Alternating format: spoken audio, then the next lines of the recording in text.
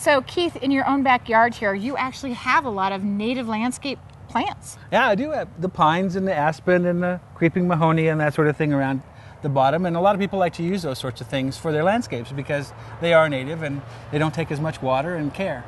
And speaking of a great example of native plants, we have a perfect example called the Cessna House.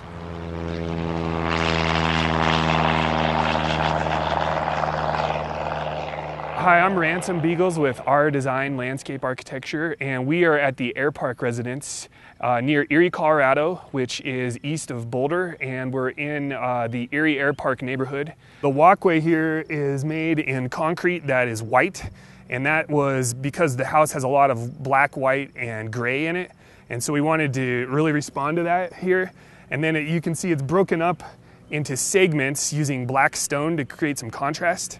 So that sort of sets up the framework for the design.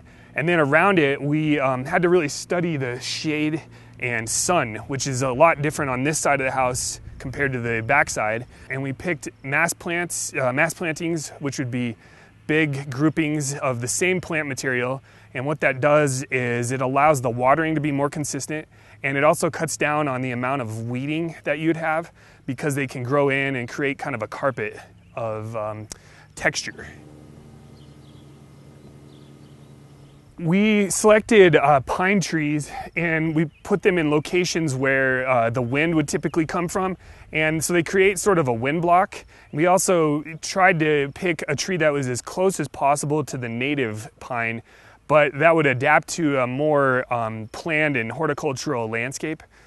Also, where the drainage comes down, we selected plants that enjoy having a lot of water, but it can also adapt to dry conditions. So you can see some of the native prairie grass over on the side here. Why don't we take a look at the back, and I can show you some of the great features, including the pool, fireplace, and patios that we have on that side.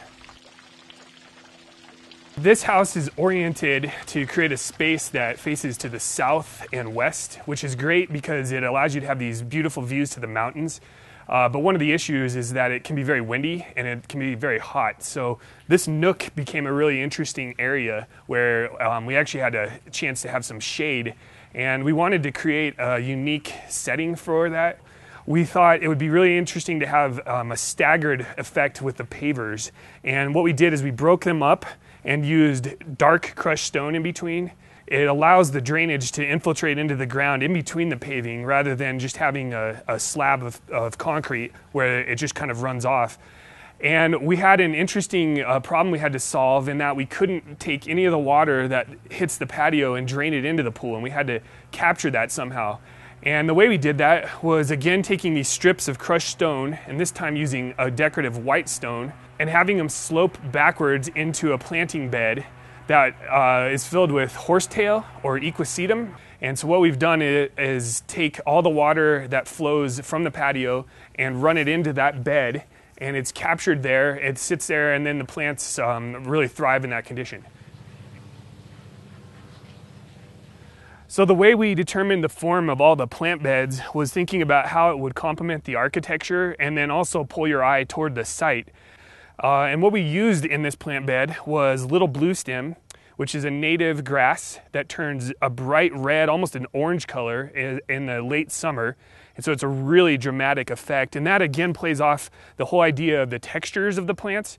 Some of the things that we brought to this project and that we try to do in every project was think about the interior spaces and how you look outward and what you're seeing. And so the landscape always responds to the views that you have from the inside. And so no matter what kind of style of home, we always think it's really valuable to run parallel and perpendicular lines in your plant beds.